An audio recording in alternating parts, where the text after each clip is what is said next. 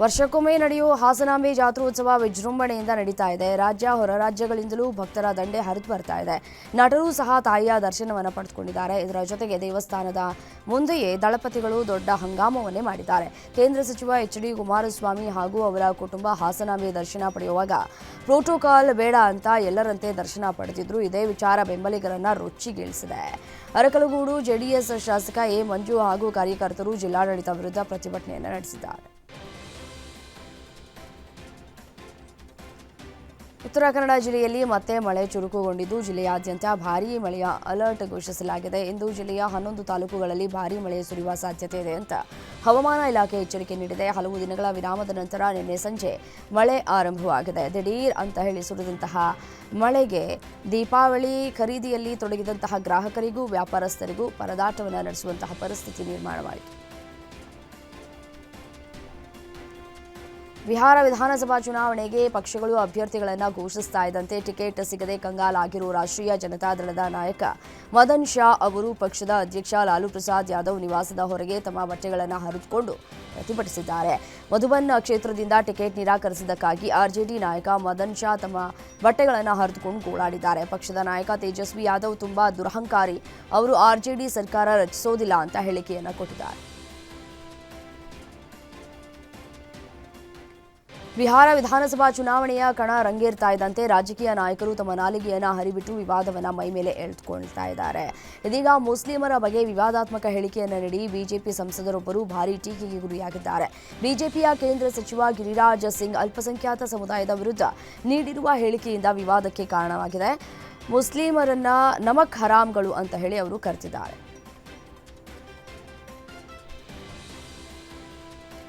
ದೀಪಾವಳಿ ಆಚರಣೆಗೆ ಇಡೀ ದೇಶವೇ ಸಜ್ಜಾಗಿದೆ. ಇದರ ಭಾಗವಾಗಿ ಉತ್ತರ ಪ್ರದೇಶದ ಯೋಗಿ ಆದಿತ್ಯನಾಥ್ ನೇತೃತ್ವದ ಸರ್ಕಾರ ಅಯೋಧ್ಯೆಯಲ್ಲಿ ದೀಪೋತ್ಸವ ಆಚರಿಸುವುದಕ್ಕೆ ಮುಂದಾಗಿದೆ.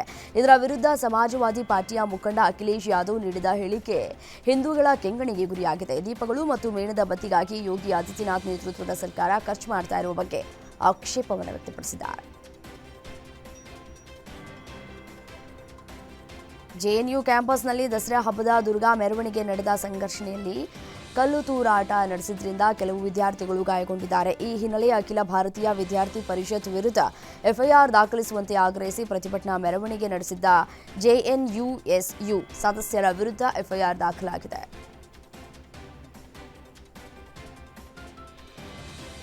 ಮರಾಠ ಸಾಮ್ರಾಜ್ಯದ ಪ್ರಸಿದ್ಧ ಐತಿಹಾಸಿಕ ಕೋಟೆವಾಡದಲ್ಲಿ ಮುಸ್ಲಿಂ ಮಹಿಳೆಯರು ನಮಾಜ್ ಮಾಡ್ತಾ ಇರುವ ವಿಡಿಯೋ ಸಾಮಾಜಿಕ ಜಾಲತಾಣದಲ್ಲಿ ವೈರಲ್ ಆಗಿತ್ತು. ಬಿಜೆಪಿ ರಾಜ್ಯಸಭಾ ಸದಸ್ಯೆ ಮೇಧಾ ಕುಲಕರ್ಣಿ ನೇತೃತ್ವದಲ್ಲಿ ನಡೆದ ಪ್ರತಿಭಟನೆಯಲ್ಲಿ ನೂರಾರು ಕಾರ್ಯಕರ್ತರು ಪಾಲ್ಗೊಂಡಿದ್ದರು.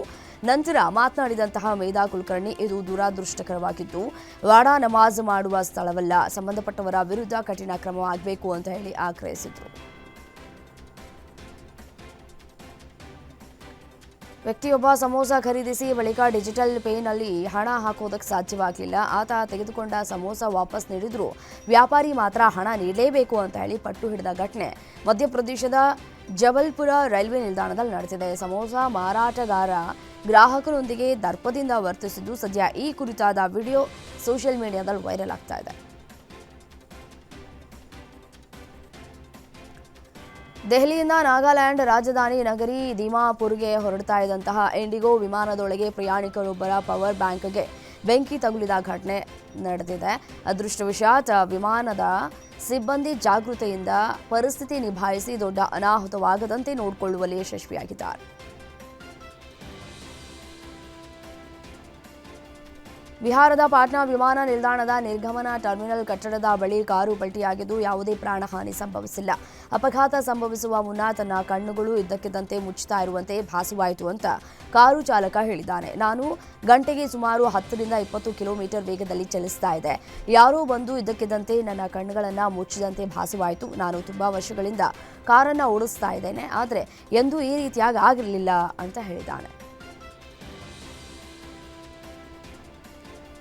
ದೀಪಾವಳಿ ಹಬ್ಬ ಆರಂಭವಾಗ್ತಾ ಇದ್ದಂತೆಯೇ ಭಾರತದಲ್ಲಿ ಚೀನಾ ಪಟಾಕಿಗಳ ಹಾವಳಿ ಹೆಚ್ಚಿರುತ್ತೆ. ಚೀನಾ ಪಟಾಕಿಗಳ ಕಳ್ಳಸಾಗಣೆ ದಂಧೆಗೆ ಡಿಆರ್ಐ ಅಧಿಕಾರಿಗಳು ಶಾಕ್ ನೀಡಿದ್ದಾರೆ. ತಮಿಳುನಾಡಿನ ತೂತುಕುಡಿ ಬಂದರಿನಲ್ಲಿ ಡಿಆರ್ಐ ಅಧಿಕಾರಿಗಳು ಭರ್ಜರಿ ಕಾರ್ಯಾಚರಣೆ ನಡೆಸಿದ್ದಾರೆ. ದೀಪಾವಳಿ ಹಿನ್ನೆಲೆಯಲ್ಲಿ ಅಕ್ರಮ ಪಟಾಕಿ ಆಮದನ್ನು ತಡೆಯೋದಕ್ಕೆ ಡಿಆರ್ಐ ಆಪರೇಷನ್ ಫೈರ್ ಟ್ರೇಲ್ ಕಾರ್ಯಾಚರಣೆ ನಡೆಸಿದ್ದು ಚೀನಾದಿಂದ ಅಕ್ರಮವಾಗಿ ತಂದಿದ್ದ ಪಟಾಕಿ ಜಪ್ತಿ ಮಾಡಲಾಗಿದೆ.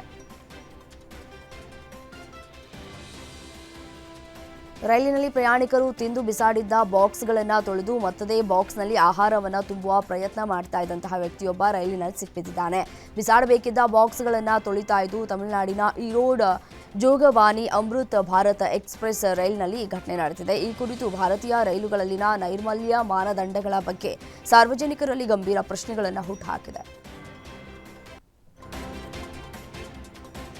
ಮಧ್ಯಪ್ರದೇಶದ ಹಿಂದೂ ಪರ ಸಂಘಟನೆಯ ನಾಯಕಿ ಮಾಜಿ ಬಿಜೆಪಿ ಸಂಸದೆ ಪ್ರಜ್ಞಾ ಸಿಂಗ್ ಠಾಕೂರ್ ಮತ್ತೊಂದು ವಿವಾದ ಮೈ ಮೇಲೆ ಎಳೆದುಕೊಂಡಿದ್ದಾರೆ. ಹೆತ್ತವರು ತಮ್ಮ ಹೆಣ್ಣು ಮಕ್ಕಳನ್ನ ಹಿಂದೂಯೇತರರ ಮನೆಗೆ ಹೋಗದಂತೆ ತಡೆಯಬೇಕು, ಒಂದು ವೇಳೆ ಮಾತನ್ನ ಮೀರಿಯೂ ಹೋದರೆ ಅವರ ಕಾಲನ್ನ ಮುರಿಬೇಕು ಅಂತ ಕರೆ ಕೊಟ್ಟಿದ್ದಾರೆ. ಸದ್ಯ ಈ ಹೇಳಿಕೆ ಸಾಕಷ್ಟು ಚರ್ಚೆಯನ್ನು ಹುಟ್ಟುಹಾಕಿದೆ. ಕಾಂಗ್ರೆಸ್ ಪ್ರಜ್ಞಾ ಠಾಕೂರ್ ವಿರುದ್ಧ ಕಿಡಿಕಾರಿದ್ದು ಬಿಜೆಪಿ ದ್ವೇಷದ ಹೇಳಿಕೆ ನೀಡಿ ಸಮಾಜವನ್ನು ಒಡೆಯೋದಕ್ಕೆ ಶ್ರಮಿಸ್ತಾ ಇದೆ ಅಂತ ಹೇಳಿದ್ದಾರೆ.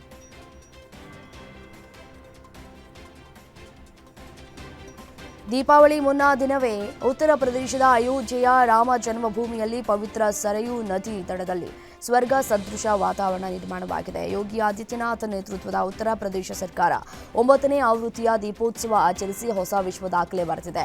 ಅಯೋಧ್ಯೆಯ 56 ಘಾಟ್ಗಳಲ್ಲಿ ಬರೋಬ್ಬರಿ 26,17,215 ಅಣತೆ ಬೆಳಗುವ ಮೂಲಕ ಈ ವಿಶ್ವ ದಾಖಲೆ ನಿರ್ಮಿಸಲಾಗಿದೆ. ಸಮಾರಂಭದಲ್ಲಿ CM Yogi Adityanath 2 Guinness book of record ಪ್ರಮಾಣ ಪತ್ರವನ್ನು ಸ್ವೀಕರಿಸಿದರು.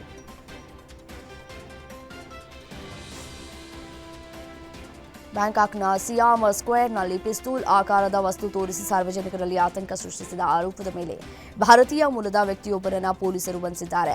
ಬಂಧಿತ ಆರೋಪಿಯನ್ನ 41 ವರ್ಷದ ಸಾಹಿಲ್ ರಾಮ್ ಥಡಾನಿ ಅಂತ ಗುರುತಿಸಲಾಗಿದೆ. ಪಾಥುಮ್ ವಾನ್ ಜಿಲ್ಲೆಯ ಸಿಯಾಮ್ ಸ್ಕ್ವೇರ್ ಸೋಯಿ 6ನಲ್ಲಿ ಇರುವಂತಹ ನೋವೋಟೆಲ್ ಬ್ಯಾಂಕಾಕ್ ಹೋಟೆಲ್ ಬಳಿ ಈ ಘಟನೆ ನಡೆದಿದೆ. ಮಾಹಿತಿ ಬಳಿಕ ಪೊಲೀಸರು ಸ್ಥಳಕ್ಕೆ ಆಗಮಿಸಿ ಆರೋಪಿಯನ್ನ ವಶಕ್ಕೆ ಪಡೆದಿದ್ದಾರೆ. ಕಳೆದ 2 ವರ್ಷಗಳಿಂದ ನಡೀತಾ ಇರುವಂತಹ ಇಸ್ರೇಲ್ ಹಮಾಸ್ ನಡುವೆ ಕದನ ವಿರಾಮ ಒಪ್ಪಂದ ಏರ್ಪಟ್ಟಿದೆ. ಇದರ ಬೆನ್ನಲ್ಲೇ ಮತ್ತೆ ಇಸ್ರೇಲ್ ರಫಾ ಹಾಗೂ ದಕ್ಷಿಣ ಗಾಜಾ ಮೇಲೆ ವೈಮಾನಿಕ ದಾಳಿ ನಡೆಸಿದೆ. ಇಸ್ರೇಲ್ನ ಹಂಚಿಕೊಂಡಿರುವ ಮಾಹಿತಿಯ ಪ್ರಕಾರ ಈ ದಾಳಿಯನ್ನು ಹಮಾಸ್ ಸದಸ್ಯರೊಂದಿಗೆ ನಡೆದ ಗುಂಡಿನ ದಾಳಿಗೆ ಪ್ರತಿಯಾಗಿ ನಡೆಸಲಾಗಿದೆ. ಮಾದಕ ವಸ್ತುಗಳನ್ನು ಹೊತ್ತು ಅಮೆರಿಕದತ್ತ ಪ್ರಯಾಣಿಸ್ತಾ ಇದ್ದಂತಹ ಸಬ್ಮೆರಿನ್ನ ಮೇಲೆ ದಾಳಿ ನಡೆಸಿದ್ದು ಘಟನೆಯಲ್ಲಿ 2 ಹತರಾಗಿದ್ದಾರೆ ಅಂತ ಶನಿವಾರ ಅಧ್ಯಕ್ಷ ಡೊನಾಲ್ಡ್ ಟ್ರಂಪ್ ಖಚಿತಪಡಿಸಿದ್ದಾರೆ. ಈ ನೌಕೆಯು ಫೆಂಟನೈಲ್ ಹಾಗೂ ಇತರ ಮಾದಕ ವಸ್ತುಗಳನ್ನು ಸಾಗಿಸ್ತಾ ಇರುವುದಾಗಿ ಗುಪ್ತಚರ ಇಲಾಖೆ ಮಾಹಿತಿಯನ್ನು ನೀಡಿತು ಅಂತ ಟ್ರಂಪ್ ತಿಳಿಸಿದ್ದಾರೆ.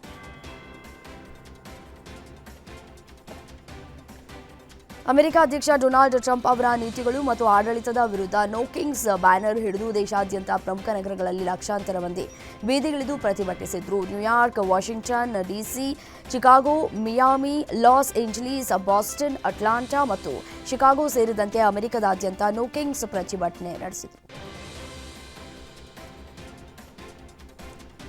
ಅಮೆರಿಕದ ಅಧ್ಯಕ್ಷ ಡೊನಾಲ್ಡ್ ಟ್ರಂಪ್ ಅವರ ಸರ್ವಾಧಿಕಾರಿ ಧೋರಣೆಯ ನೀತಿಗಳನ್ನು ವಿರೋಧಿಸಿ ಪ್ರತಿಭಟನೆಗಳು ನಡೆದಿವೆ. ಅಮೆರಿಕದ ಎಲ್ಲ 50 ರಾಜ್ಯಗಳಲ್ಲೂ ನೋ ಕಿಂಗ್ಸ್ ಪ್ರತಿಭಟನಾ ಮೆರವಣಿಗೆಗಳು ನಡೆದಿವೆ. ಪ್ರತಿಭಟನಾಕಾರರ ಮೇಲೆ ಕಕ್ಕಸ್ಸು ಎರಚ್ತಾ ಇರುವಂತಹ ಎಐ ಸೃಷ್ಟಿತ ವಿಡಿಯೋಗಳನ್ನು ಡೊನಾಲ್ಡ್ ಟ್ರಂಪ್ ಪೋಸ್ಟ್ ಮಾಡಿ ಅಣಕಿಸಿದ್ದಾರೆ.